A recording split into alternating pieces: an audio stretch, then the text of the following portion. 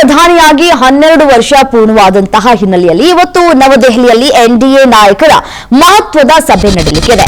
ಹಲವು ವಿಚಾರಗಳ ಕುರಿತು ಸಭೆಯಲ್ಲಿ ಚರ್ಚಿಸುವಂತಹ ನಾಯಕರು ಮಧ್ಯಾಹ್ನ 3 ಗಂಟೆಗೆ ಭಾರತ ಮಂಟಪಂನಲ್ಲಿ ಎನ್ಡಿಎ ಸಭೆ ನಡೆಯಲಿದೆ. ಸಭೆಯಲ್ಲಿ ಎನ್ಡಿಎ ಒಕ್ಕೂಟದ ಎಲ್ಲಾ ಪಕ್ಷಗಳ ನಾಯಕರುಗಳು ಕೂಡ ಭಾಗಿಯಾಗಲಿದ್ದಾರೆ.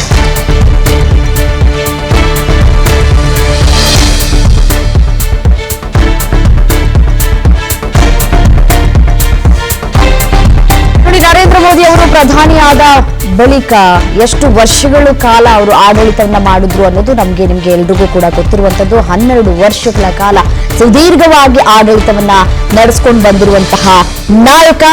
ಇವತ್ತಿನ ದಿನದ ಅತ್ಯಂತ ವಿಶೇಷ ಏನಪ್ಪಾ ಅಂತಂದ್ರೆ ನರೇಂದ್ರ ಮೋದಿ ಅವರು ದೇಶದ ಪ್ರಧಾನಿಯಾಗಿ ಇವತ್ತಿಗೆ 12 ವರ್ಷಗಳನ್ನ ಅವರು ಪೂರ್ಣಗೊಳಿಸಿದ್ದಾರೆ. ಅಂದ್ರೆ 4399 ದಿನಗಳನ್ನ ಪೂರೈಕೆ ಮಾಡಿದ್ದಾರೆ. 2014ರ ಜೂನ್ 10ರಂದು ಮೊದಲ ಬಾರಿಗೆ ಪ್ರಧಾನಿಯಾಗಿ ಪ್ರಮಾಣ ವಚನವನ್ನ ಸ್ವೀಕರಿಸಿದಂತಹ ಮೋದಿ ಇವತ್ತಿಗೆ ನಿರಂತರವಾಗಿ 12 ವರ್ಷಗಳ ಕಾಲ ದೇಶವನ್ನ ಮುನ್ನಡೆಸಿದ್ದಾರೆ. ಈ ಮುಖಾಂತರ ಭಾರತದ ಇತಿಹಾಸದಲ್ಲೇ ಅತ್ಯಂತ ದೀರ್ಘಕಾಲ ಸತತವಾಗಿ ದೇಶವನ್ನ ಆಳಿದಂತಹ ಜನಪ್ರತಿನಿಧಿ ಎಂಬ ಹೆಗ್ಗಳಿಕೆಗೆ ಪಾತ್ರರಾಗ್ತಾ ಇದ್ದಾರೆ. ಈ ಒಂದು ಐತಿಹಾಸಿಕ ಸಾಧನೆಯ ಹಿನ್ನೆಲೆಯಲ್ಲಿ ದೇಶದಾದ್ಯಂತ ಹಾಗೂ ಎನ್ಡಿಎ ಒಕ್ಕೂಟದ ಒಳಗಡೆಯೂ ಕೂಡ ಪ್ರಧಾನಿ ಮೋದಿ ಅವರಿಗೆ ಅಭಿನಂದನೆಗಳನ್ನ ಈಗ ಸಲ್ಲಿಕೆ ಮಾಡೋದಕ್ಕೆ ತಯಾರಿಗಳು ಕೂಡ ಆಗ್ತಾ ಇದೆ.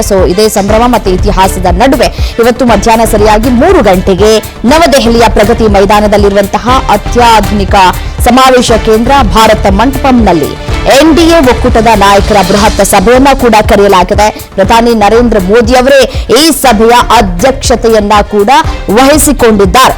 ಮತ್ತೆ ಯಾರೆಲ್ಲ ಈ ಸಭೆಯಲ್ಲಿ ಇರ್ತಾರೆ, ಯಾರಿಗೆಲ್ಲ ಆಹ್ವಾನವನ್ನ ಕೊಡಲಾಗಿದೆ ಅನ್ನೋದು ಸದ್ಯಕ್ಕಿರುವಂತಹ ಕುತೂಹಲ. ಗೃಹ ಸಚಿವ ಅಮಿತ್ ಶಾ ಅವರು ಮತ್ತೆ ರಕ್ಷಣಾ ಸಚಿವ ರಾಜನಾಥ್ ಸಿಂಗ್ ಸೇರಿದಂತೆ ಹಲವು ಕೇಂದ್ರ ಸಚಿವರು ಕೂಡ ಭಾಗಿಯಾಗಲಿಕ್ಕಿದ್ದಾರೆ. ಮತ್ತೆ ಎನ್ಡಿಎ ಆಡಳಿತದಲ್ಲಿ ಇರುವಂತಹ ದೇಶದ ಎಲ್ಲಾ 22 ರಾಜ್ಯಗಳ ಮುಖ್ಯಮಂತ್ರಿಗಳು ಮತ್ತೆ ಉಪಮುಖ್ಯಮಂತ್ರಿಗಳು ಈ ಸಭೆಯಲ್ಲಿ ಕಡ್ಡಾಯವಾಗಿ ಭಾಗವಹಿಸ್ತಾ ಇದ್ದಾರೆ. ಆಂಧ್ರ ಪ್ರದೇಶದ ಸಿಎಂ ಚಂದ್ರಬಾಬು ನಾಯ್ಡು ಸೇರಿದಂತೆ ಒಕ್ಕೂಟದ ಪ್ರಮುಖ ನಾಯಕರು ಈಗಾಗಲೇ ದೆಹಲಿಯನ್ನ ತಲುಪಿದ್ದಾರೆ ಅನ್ನುವಂತಹ ಮಾಹಿತಿ ಸಿಗ್ತಾ ಇದೆ. ಎನ್ಡಿಎ ಒಕ್ಕೂಟದಲ್ಲಿರುವಂತಹ ಪ್ರತಿಯೊಂದು ಸಣ್ಣ ಮತ್ತೆ ದೊಡ್ಡ ಪಕ್ಷಗಳ ಮುಖ್ಯಸ್ಥರು ಕೂಡ ಇಲ್ಲಿ ಹಾಜರಾಗಿ ಇರ್ತಾರೆ ಅನ್ನುವಂತಹ ಮಾಹಿತಿ ಸಿಗ್ತಾ ಇದೆ.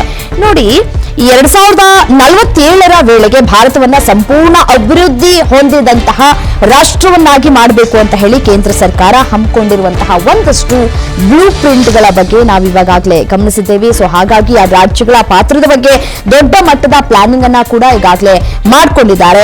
ಕೇಂದ್ರ ಸರ್ಕಾರದ ಪ್ರಮುಖ ಯೋಜನೆಗಳು ಮತ್ತೆ ಮೂಲಸೌಕರ್ಯ ಪ್ರಾಜೆಕ್ಟ್ಗಳು ದೇಶದ ಕಟ್ಟಕಡೆಯ ವ್ಯಕ್ತಿ ಕೂಡ ತಲುಪಬೇಕು ಅನ್ನುವಂತಹ ಉದ್ದೇಶವನ್ನ ಕೂಡ ಹೊಂದಿರುವಂತಹ ಬಿಜೆಪಿ ಇವತ್ತಿನ ಸಭೆಯನ್ನ ಕೂಡ ನಡೆಸ್ತಾ ಇದೆ. ಕುತೂಹಲಕ್ಕೂ ಕೂಡ ಕಾರಣವಾಗ್ತಾ ಇದೆ. ಒಂದು ಕಡೆ 12 ವರ್ಷಗಳ ಯಶಸ್ವಿ ಆಡಳಿತದ ಮುಖಾಂತರ ನೆಹರು ಅವರ ಸುದೀರ್ಘ ಕಾಲದ ದಾಖಲೆಯನ್ನ ಮೀರಿ ನಿಂತಿದ್ದಾರೆ ಪ್ರಧಾನಿ ನರೇಂದ್ರ ಮೋದಿ.